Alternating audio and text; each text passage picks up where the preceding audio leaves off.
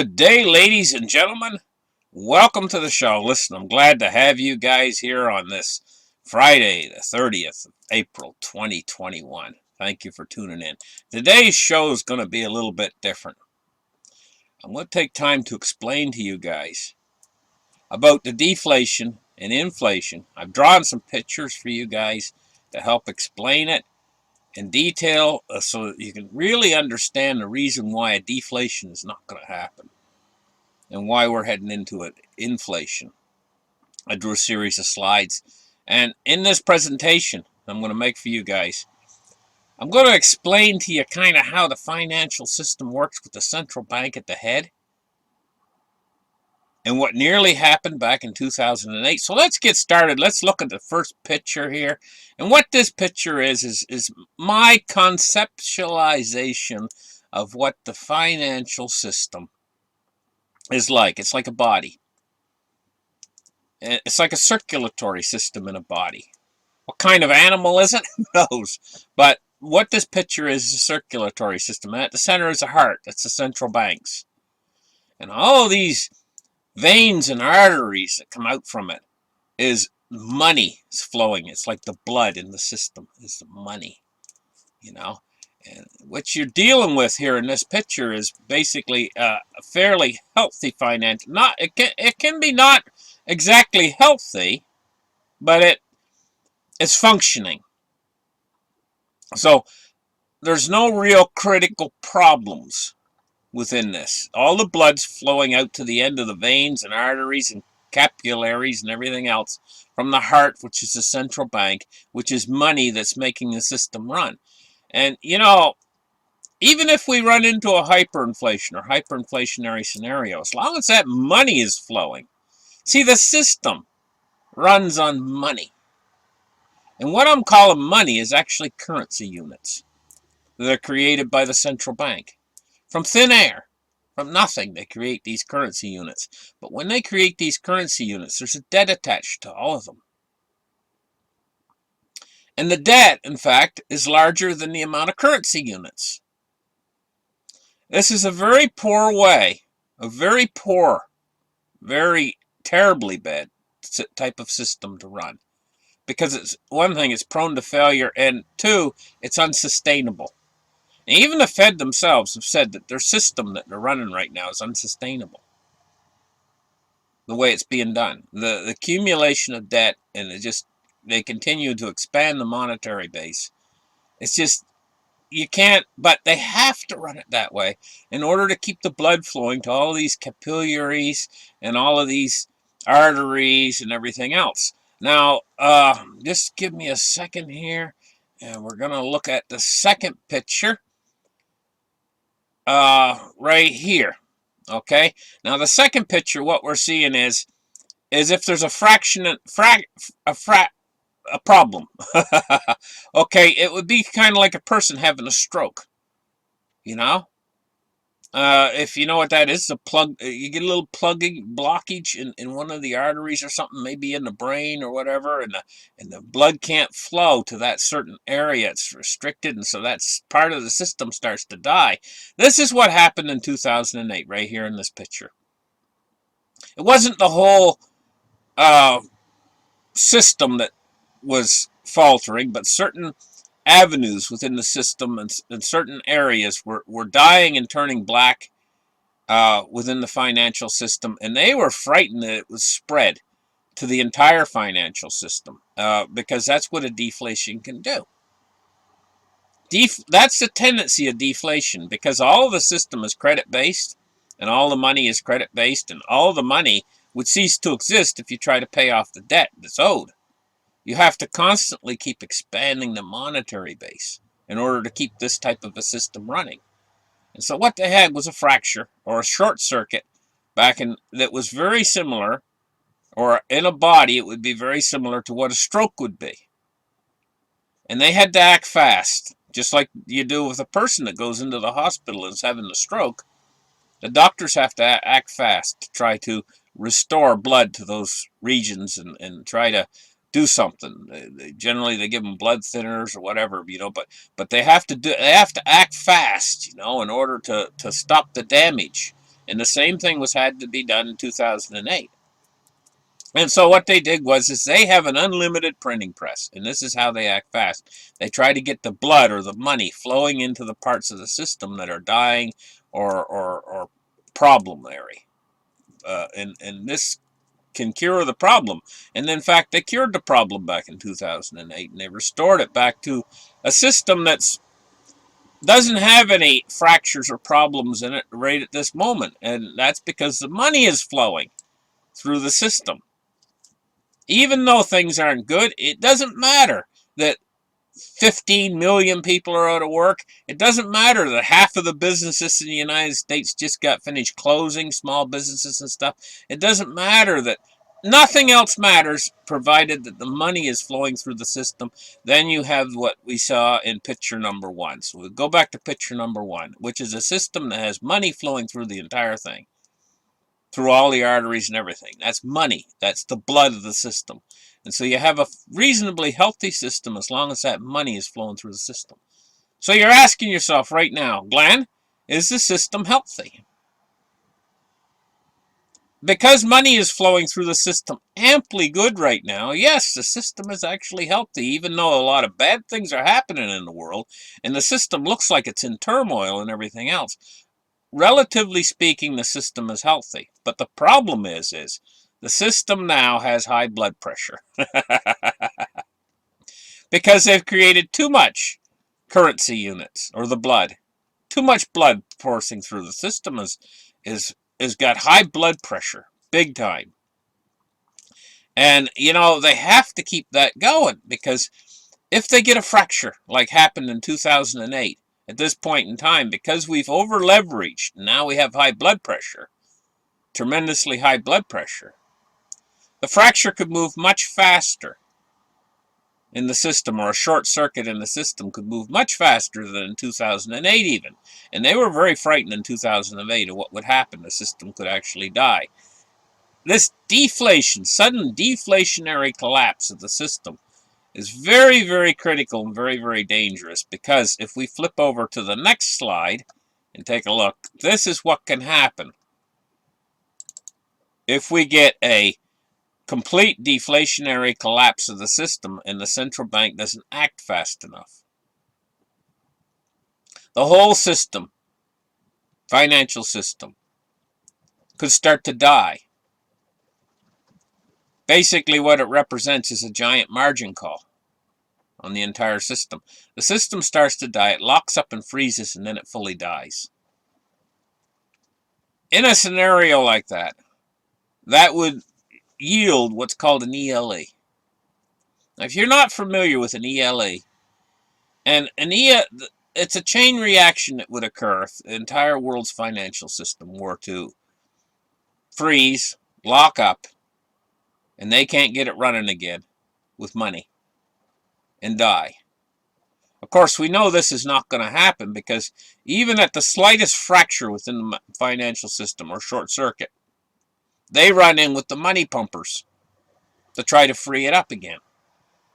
But if this were to happen, if the system were to lock up, freeze, and die, the financial system, there would be extenuating circumstances that would happen from that. In other words, a cascading effect. Everything in the system, all the way down to the person that is on the street selling. Everything in the system runs on money. And the financial system, the octopus that it is the source of the money. It's like a giant octopus, if it dies, then everything comes to a stop, because nobody does anything unless they're going to get paid. Not even the military. Nobody will work. Nobody will do anything. And in fact, the system would fall into chaos, and what it would yield would be what's called an ELE. Now, why I say that is because as the dominoes would start falling, once the system come to a complete grinding stop and nothing functioned out there, and as the whole world started to fall apart, what would happen is is extenuating circumstances would come about from that. Basically, picture in your mind these movies that they made, Mad Max movies and stuff, you know. It would be a lot worse than that, actually. Because all around the earth, you know, we have sprinkled these nuclear power plants, you know, and everything. And if the system were to completely stop and die, I mean, who's going to service them? Even the military wouldn't be working. It would be a complete and utter failure of the system if the world's financial system were to completely lock up and die. Nothing would function because everything functions on money. And an ELE is short for extinction level event. That's basically what we would be looking at. But this is not going to happen. But the reason why is this is what a complete deflation would do, by the way. In other words, if the stock market fell by 80 points, 80% or 70%, we can't withstand anything more than 50%. Anything that starts to go into the 60s or 70s or 80 areas that these other guys talk about, they say, well, we're in for an 80% or 60% drop or whatever. Once it goes over 50%, it might as well be 100%. Because the system's going to lock up. Because the deflation element of all of this, deflation is the thing that would take the system down and freeze it. So what happens when they get a deflationary event like in 2008? And we would take a look at that in this view right here of this chart that I drew, this picture of a short circuit or a like a miniature stroke. They run in, when that starts to happen, they always run in fast with the money pumpers, and they try to make things whole again. They're not going to let this entire system die, because this is their power base. This is what supports them. This is what feeds them. This is what keeps them in power. All of the people who are in power is the monetary system. And they're certainly not going to let it die, not on their watch. As it expands out, if we do get a short circuit like in this picture here, and it starts to expand out, they start to get very, very frightened, the ones who are in power. And they have a tool to fight with this. It's a super tool. Just like the doctors, you know, in the hospital, they have a tool to fight against most things. If they didn't have antibiotics, there'd be so many things the doctors couldn't do out there. Because an awful lot of times when a person comes in, they have a mild infection or fighting off an infection. Antibiotics is a super tool. Just like the money printing of the Federal Reserve is a super tool to fight against infection, antibiotics. But in this case, money printing can fight against any form of deflation. So as soon as they see the deflation, they come in and they resolve it. They shut down that part of the system. And in fact, going back to about September 2019, we had the Repo Crisis. You know, I believe personally that was another short circuit, just like happened in 2008. But they're learning, as years goes by, the central bankers are learning to keep it on the mum, to keep it quiet if they have that kind of a problem, to go in and cure it. And by gosh, they sure did pump the money in back in 2000, back in, I think it was 2000, what was it, 2019? Anyway, when the repo crisis happened, you remember every night it was like, oh, they're adding 100 billion more, oh, another 100 billion today, oh, 200 billion today, and 300 billion tomorrow. It was like money printing gone wild. There was some sort of a problem they were having, massive problem.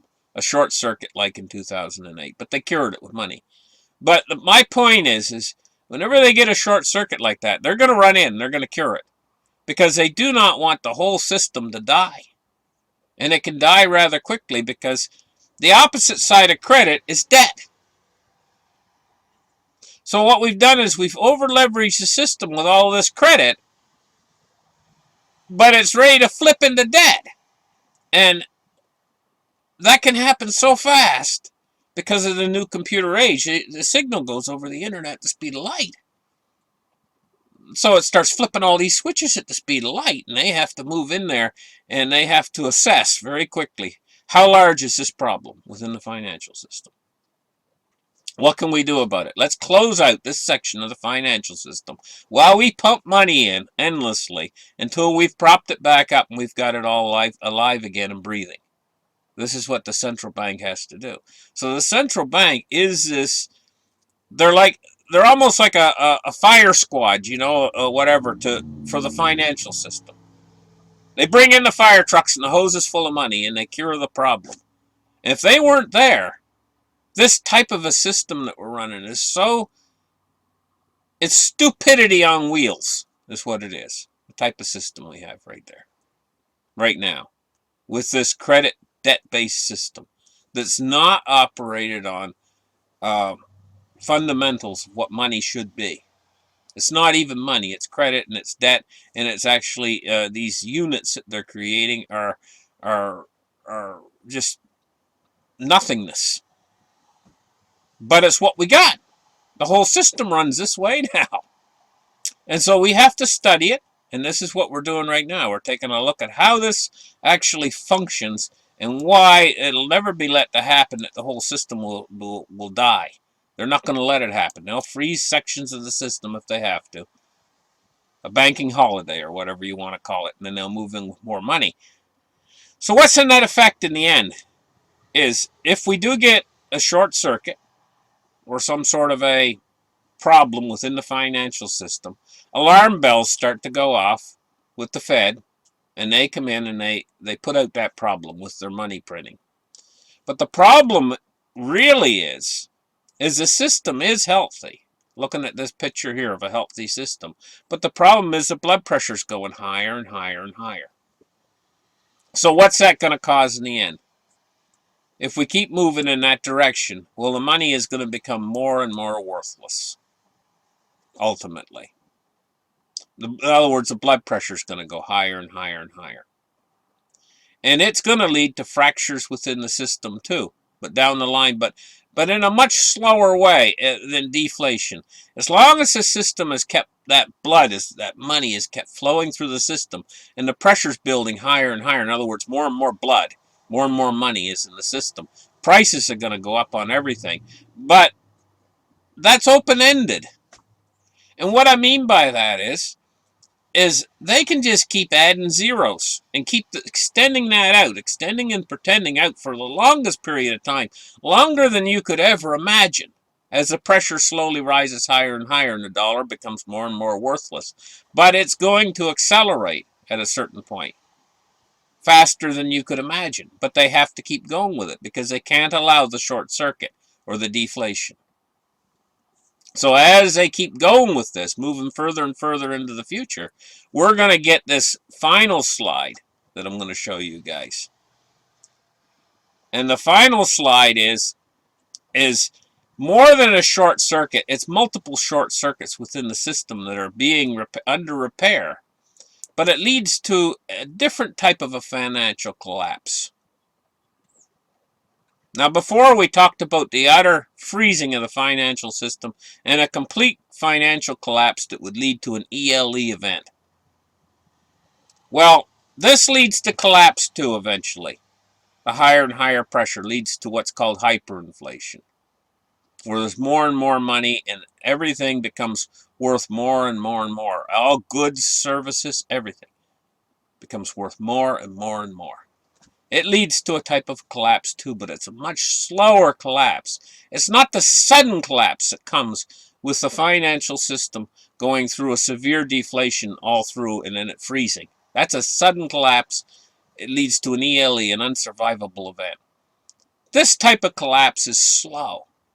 It's a withering collapse where certain parts of the financial system will dry up and wither, while other parts they're kept nourished with the blood or the money, continue to rise higher and higher in the pricing of everything.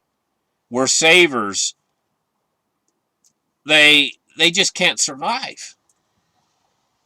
There is no such thing as savings anymore.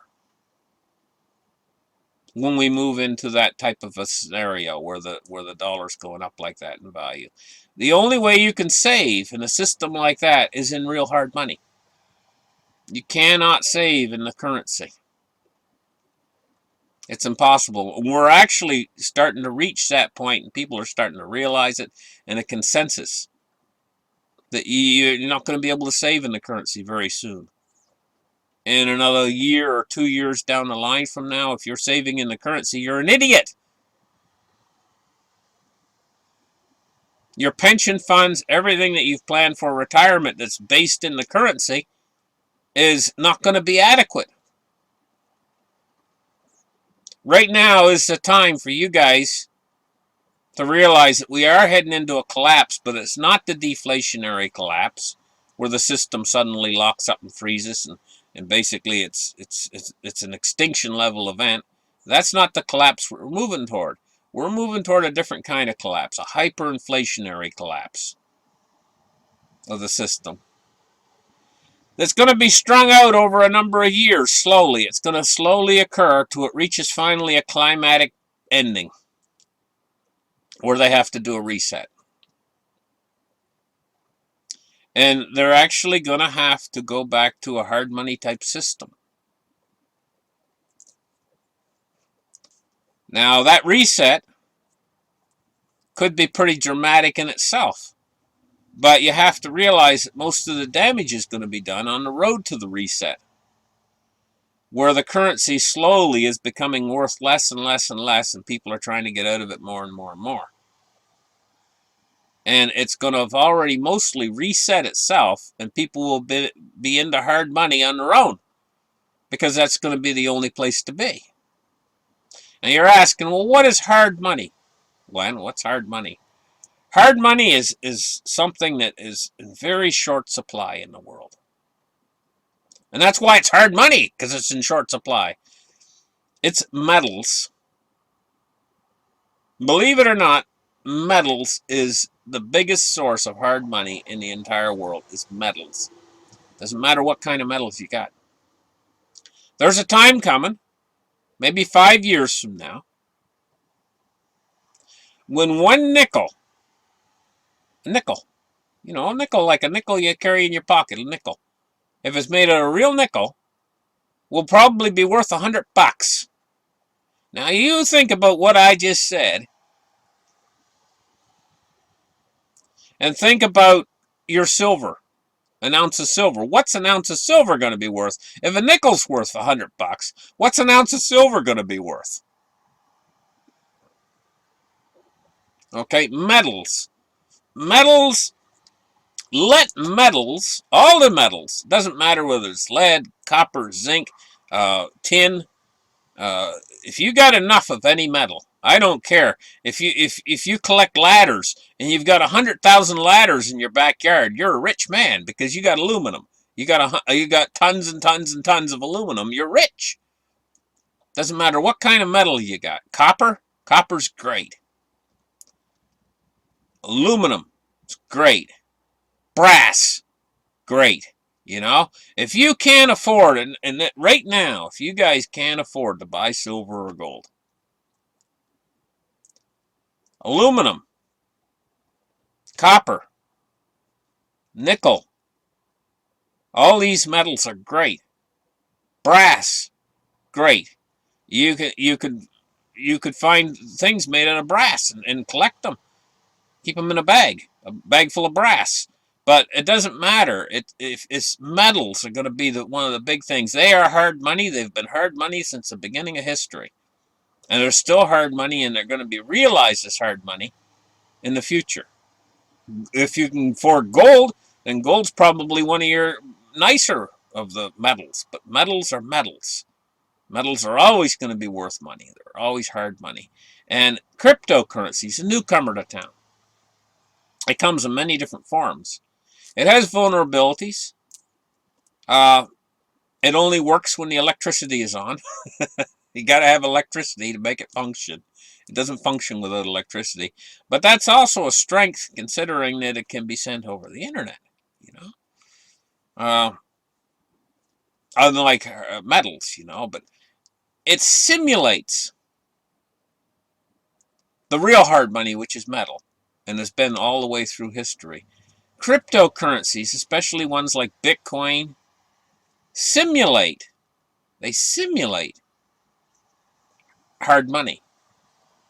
And so by simulating hard money, they actually have become hard money, you know. And so they're a second form of hard money, and because they're limited, they follow all the same things as gold. Like take Bitcoin, for instance. Bitcoin is digital gold. It's mined, just like gold is mined. It's limited in supply, just like gold is limited in supply. Everybody wants it, just like everybody wants gold. Everybody wants Bitcoin. You know, it's a simulation, but it has a few functions. Real physical gold has a few functions that Bitcoin doesn't have. And Bitcoin has a few functions that real physical gold doesn't have. A few pluses and minuses on both camps, you know. But they're hard money. They're a new form of hard money. Like for thousands of years we went through and we only had one form of hard money, metal. Now we got a new form of hard money, cryptocurrency. But we're heading into a period where the hyperinflation is going to force them back into hard money again, ultimately in the end. This has been like an experiment. It's an experiment that we've watched fail all the way through history. What are we to think? That it's not going to fail this time? Somehow this time it's different? No, it's going to fail. It's going to fail slowly over the next few years. It's going to destroy savers who try to save in these worthless paper currencies. It's going to be probably the last time in history that we actually try to use a currency that's not backed by anything at all. In the future, at some point, they're going to look back at this period in time, and they're going to shake their heads in awe that we were able to make the system run as long as we did on something that is nothing. It's absolutely amazing, you know, and it draws into question what actually is money. Thank you guys for listening to this show. Like and subscribe.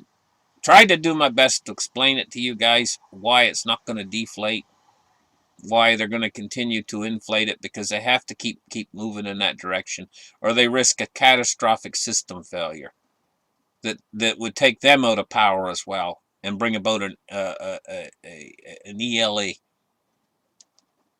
They're never going to let that happen. No more than you know, I mean, it just ain't gonna happen, guys. So don't hold your breath waiting for that. And they can't let the deflation get too much out of control, or that would happen. They can allow a little tiny little bit of deflation, but they can't let it overwhelm the system. And they're never going to let it overwhelm the system. And what that means is they're just going to keep creating new monetary units to infinity and beyond. Bye-bye, guys.